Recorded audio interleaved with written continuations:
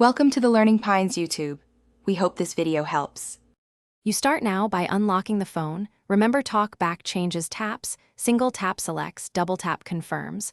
Once unlocked, use 2 fingers to scroll through lists because single finger scrolling won't work. Next, find Settings, single tap it to highlight, then double tap to open. You do this immediately so you can reach accessibility faster. Make sure to breathe and move deliberately. Touch feedback is spoken. If Settings isn't visible, swipe across the home screen with 2 fingers until you hear its name, then double tap to enter. Once in Settings, navigate to Accessibility, single tap Items to focus, then double tap to open. Talkback usually sits under Screen Readers or Vision. Listen for the spoken label as you move through the list. When you land on Talkback, single tap the toggle to focus it, and then double tap the toggle to change state. You'll hear confirmation that Talkback is turning off.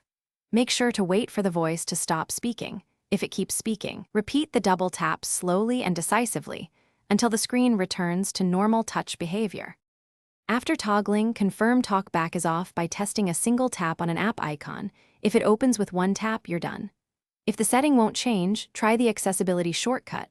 Press both volume keys for 3 seconds. That often toggles Talkback. Once done, reboot the phone if problems persist. A restart clears temporary glitches.